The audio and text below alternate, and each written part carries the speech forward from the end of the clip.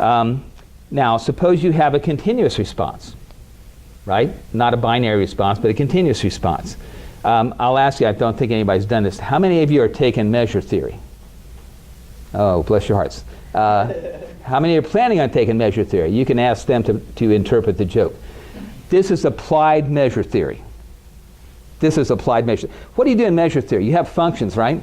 And you approximate them with step functions. So I'm imagining a surface here where I've got x1 and x2, and I'm imagining some surface there. Maybe it's continuous and wiggly, but I'm going to approximate it with step functions. And so in one group I predict 50, another 100, right? How did I get the groups? That's the question. How did I get those groups? Where did I draw those dividing lines? I got to do something similar to what I did with the binary response, right? So how do I do that? How do I do that splitting? Well, one thing, what's my prediction going to be in any of those cells that I showed you? The prediction would probably be like the average in there. Maybe it's average income in thousands, right? So you want to be down there in the bottom middle where they're making $130,000 a year, right? And maybe X1 is, I don't know how many of these kind of talks like I'm giving you went to, right? Not too many, because then you didn't do your homework. Not too few, right? Because you would have missed out on all this wonderful information. Maybe the X2 is how often you miss class or something, right? You want to keep that low. Okay, so that's what this looks like. It is a model. Every time you pick an X1 and X2, there's a height, right? There's a response that you go to, and those are really just step functions. So I want to split to minimize that thing at the bottom. Well, what is that? You're summing over the cells, what you got minus the predicted value for that cell, right, squared. So you're trying to minimize the error sum of squares. So when I make a split, are you with me? Start with a root node, I make a split. I want the sum of the error sum of squares here plus the error sum of squares over here to be minimized. I'm going to pick that split line and that split point and that split variable to minimize that. Now, we know this is just like a t-test, right? This is just like an analysis of variance with two classes, right? So we can get an F statistic for that split. We can get a p-value for that split. And therefore, we can do what? Bonferroni's correction. So all we're doing that's different is we're using F instead of chi-square. That's all we're doing that's different. So here's the data that Mina Terral brought with her from Portugal. And let's go through that. There are lots of other techniques besides trees, but you'll have to come back maybe to hear some of those. I might get to one more of them today. But so Mina had these accident reports, and the accident reports in Portugal are similar to the accident reports here in the US. So when the police arrive on the scene, they check for what happened, why did this accident occur. There's a vehicle that they call Vehicle 1, which is the vehicle that the investigating officer deems to have caused the wreck. It may or may not be the one that caused the wreck, but it's the one that the investigating officer deemed to have caused the wreck. So the response variable here is what she called cost to society of the wreck, okay, the car crash. And it is a proportion, it's the proportion of the cost of a single death. So they kind of figured out it's kind of a made up number. They kind of figured out about what the cost of a single death would be, and then these numbers are proportional to that. So on average, the cost to society, I just told this, the cost to society is 0.14, about 14% the cost of a death for average accidents, okay? If alcohol and drugs are involved, right, that goes up to 0.5. So maybe half the people die in those alcohol-related accidents, or there's some that have really bad injuries and so on and so forth. So are there a lot of those that go down that right side? You can tell by the pipe, right, that they're lucky for them. There aren't too many alcohol-involved accidents, just 22 it looks like. She had 1,374 police reports to start with. So if missing, you go down the left side, and the cost of society is a little bit smaller, 0.13 if you get rid of the alcohol-related deaths. Then you have the engine size of Vehicle 1. Are you with me? Down the left side, you got the smaller engines. Down the right side, you got the larger engines. So if you're in a larger engine car, the cost of society goes up to 0.16, and that stops. That's a leaf. That's a terminal node. You stop there on the right. If you go down SAS is really nice. Those pictures they put in there, isn't that nice? I decorated my tree just like at Christmas. Okay, I decorated my tree with my own decorations. Okay, so the smaller cubic centimeters in the causal vehicle.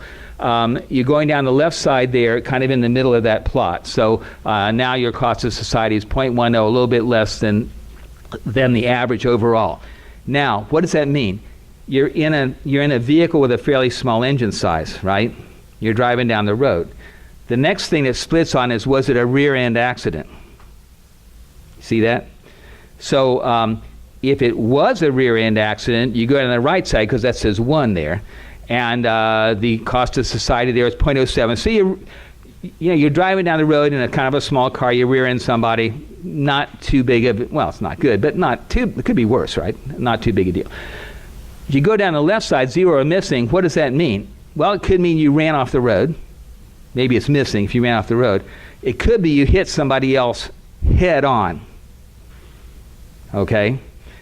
And so then, what do? You split on the weight of vehicle 2. If vehicle 2 was a big car going down the left side, your cost to society is 0.31, about 2.5 times the overall rate. So you're in a small car and you did a head-on collision with the great big car, right? If you go down the right side on that bottom part, the second car that's involved in the head-on collision was a smaller one or missing. Maybe you ran off the road, you hit a deer, or you hit a tree, or so you rolled the car, or something like that, okay? And then on the far right side, you split a second time on vehicle size for vehicle 1, or sorry, on engine size for vehicle 1. And so going down that side it shows you that you can split on the same variable a couple times. If you snooze, you lose. Okay, here we go. Some extensions of those tree methods. The tree methods you can see are kind of unstable. I mean, if I move one point to the right over here in the root node, maybe that first split's different, and then none of the other splits can match what they were before. So these trees are nice to interpret.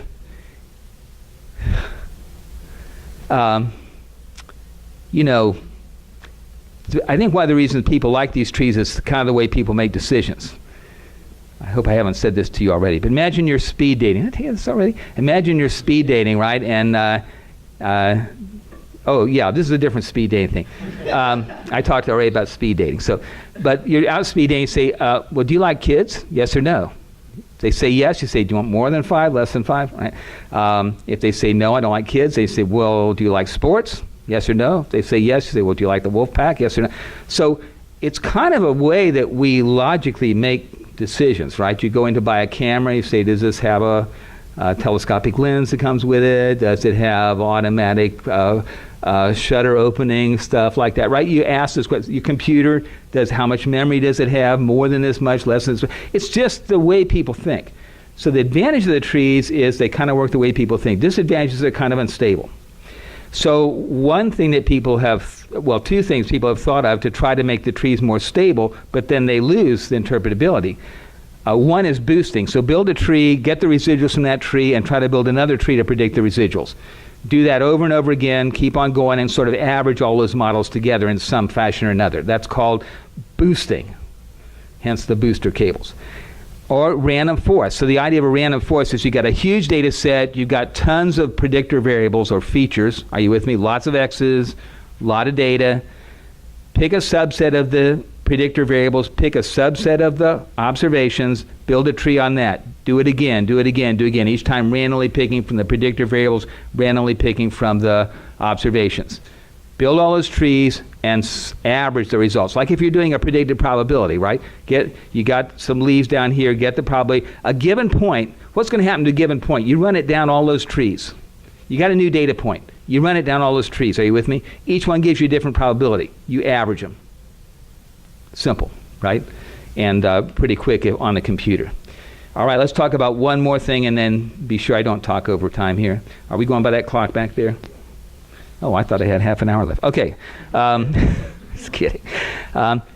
Support vector machines. Wow. This topic is totally devoid of any statistical content. It's totally devoid of any statistical content. But it's caught on, and people like it, and they like to study it. But there's no, as far as I know anyway, I don't know that anyone's linked probabilities and distributions and stuff into this, but it's very popular, and it works in a lot of cases. So it's called support vector machines. So here's the idea. On the right side, I have maybe people who defaulted or something, and on the left side I have people who didn't default, or maybe on the right side I have people that got well, on the left side I have people that didn't get well. X on the horizontal axis there is the dose of medication they took, right? And I'm going to look through that graph and find the biggest gap between the blue and red, and you notice that all the reds are on one side and all the blues are on the other side. Good luck finding a data set like that. All right, so the intuitive idea is I'm going to draw a splitting line to use in future data right in the middle of that gap. Okay, so now I'm going to take this easy problem, just sort the data, find the biggest gap. I'm going to take this easy problem and make it harder. Why are you doing that? Well, I'll tell you later. You might have to come back next time to figure out why I'm doing this. All right, so what I'm going to do is when it's an event, I'm going to plot that at z equals 1, and when it's a non-event, I'm going to plot it at z equals minus 1. Are you with me? I am going to find the line with the lowest slope that stays above the reds and below the blues. The equation of that line is y equals a plus bx. Are you with me? I want to minimize that b. Okay. Subject to what? Well, let's see. On that line, y on the line is going to be bigger than or equal to 1 when I'm above the reds, is it not? Y is going to be less than or equal to minus 1 when I'm below the blues, is it not? For the reds, z is 1. For the blues, z is minus 1. I'm going to minimize that slope subject to the condition that the product of z and y is bigger than or equal to 1. Got it? The product is 1 in the upper right corner and in the lower left corner. I don't want to cut through the reds or the blues. Now the reason I took that easy problem and made it harder is because it's more likely you're going to have several predictor variables. Here I've got x1 and x2. Are you with me? I want to put the widest highway possible through that gap between the reds and blues. How am I going to figure out where to put that highway? And in particular, how am I going to find the center line of that highway to make my split?